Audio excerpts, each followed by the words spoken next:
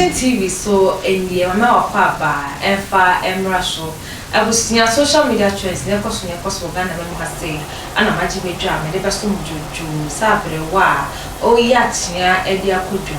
Now, I was seeing a program be a cross show our GH1 I come here for a video and send me back here what you much now. I buy your black candle, not as a candy,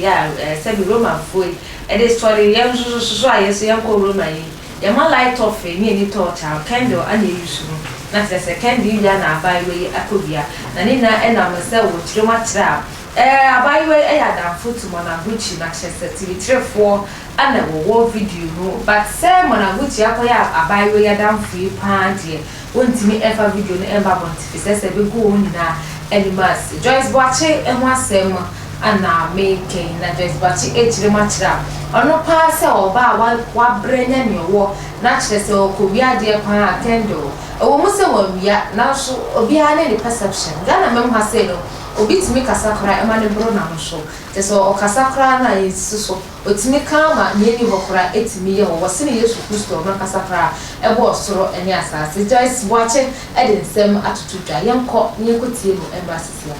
Why a D? And then I'm a why a D, Nancy. Mr. Fifi,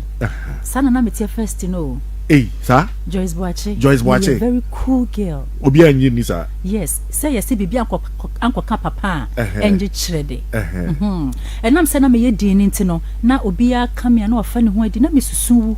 I say, as some shimmer, me fee say, make us an or one for Becasabia, Manuel de me, yemi moi, diabia, or more domino, or me who said you may act, or Muffy say, me a cool after the other and Mrs. Sam, yes, sir. But not me who say, Sir, or Moya, my dear, no more than some Thomas when I may shed them, I am soon and me woo, but some about one time a becasape, na my yorkie. And a man who bought me damn work, a cry now will become a number sauce, na me conto qua, not may misbehave, but my honey say, who didn't perch here. Wadofo nyina be twe omo ho afiro ho na ndi ade pa na wo ya ebia na wo ye bibia enya omo ka kire wa unti oh Mr. and then na wo ya wo feel say de bia nkofo be kan wo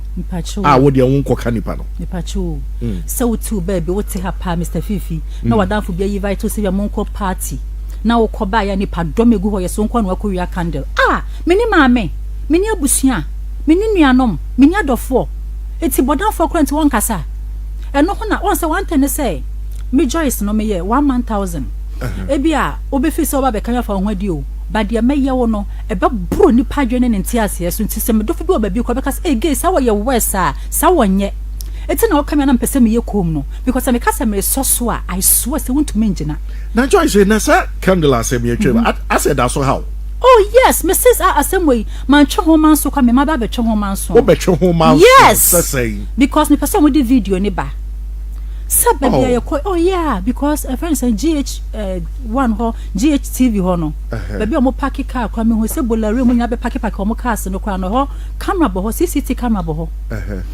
Na campus be ye di birthday na camera ni ho. Oh four steps kwa camera ho. Enti said ya oye ya wotimi di asemu eto me so menim sister na naba na ma no so no bu ne ho nya da ba be so san kwase asemu eso but ono ya we say onim di ofa candle no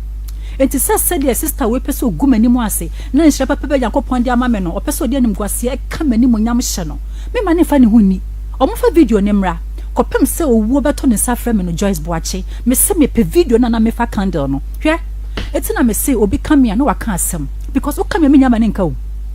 5,000 years na me kurom me few a office bia me jama naka me few dodo I don't know if you say I didn't count because obia me huru so yes say we kromfo na say bibi but why you still not sir your friend said issue also say and then don't feel say account and then dia come me pa ne say hwe sa dia wonya yo na dia to so na say nya tunya sa fafo na di watema fa ho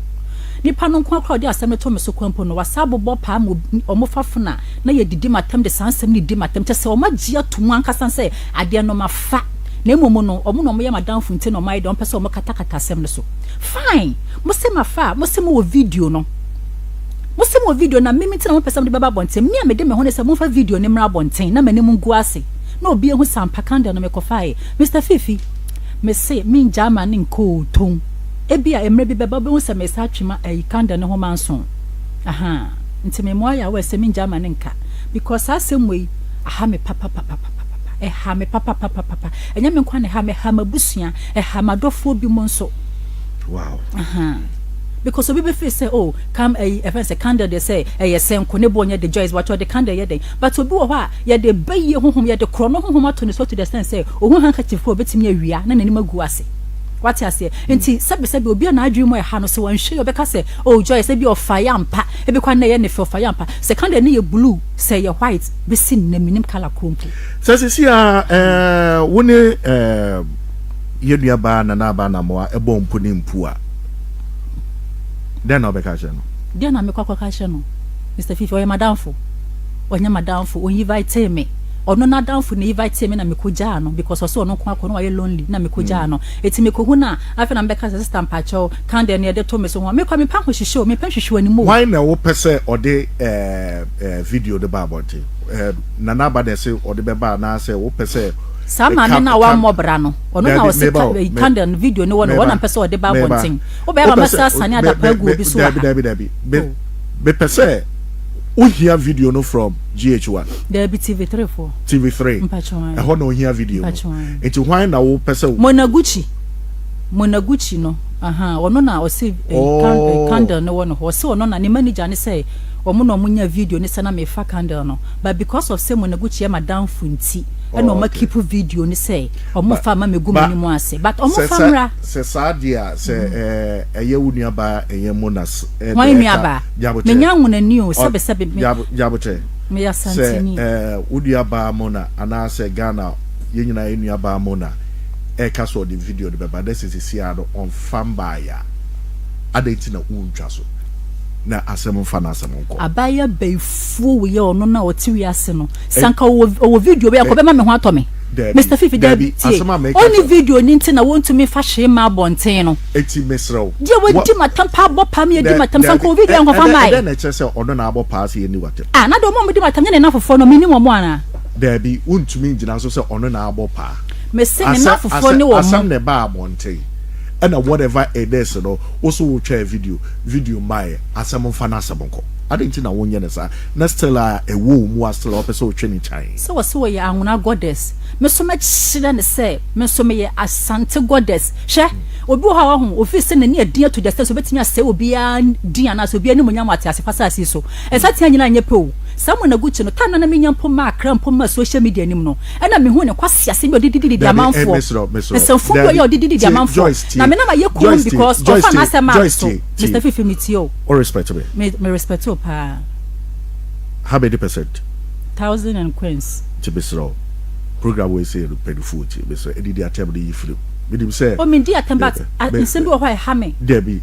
me play this be sewa whatever it is biaaa abado minim se saadi we da so show mo minim se wa forget to crab as you see our ball bra ma say I'm still o feel say wo but jaima rad we say what I was here say wo dey wo jam ya see our father there or you totally different jaima no ani nti no person be jaima no manenko let it go also do be respect me that me catch let it go Mr. Obetu ya isa mama Achibi makoma tomi yemu a mpesa be punish na keke ehuya office wo ye stop office wo ye killer office wo ye gangster office wo ye nigga office wo no kwan no chese wo ye stop on bia chese ohu ne saso da Debbie mi akasa kwa no Joyce shebenim message jai manenka obetu ya isa mama misro they were also respectable mate ne mo mishano 101 dia me nyesho se metima control me ho there be 101 assembly there yifrim so what forget it and what forget it on my show so what forget it that's all case what forget it what forget it uja ma asem nako abra pen no aka bi man sa oh na aden asa de open bi na opesa aka bi man bi oh ade wani je no ho oh Joyce Joyce when it taste until feeling sa there be engasa enye o pass yen na ye baako ejuma baako de ye why e bia one day be to be konyan ni help me unim and then out here na woka and then out here na woka unim why into besro or ye nyina ye nuaba into whatever so we feel so wa form wa o dey let it go jai why pacho msimati ubeje shema ni mo abusia Joyce Boakye mo e de fa candle la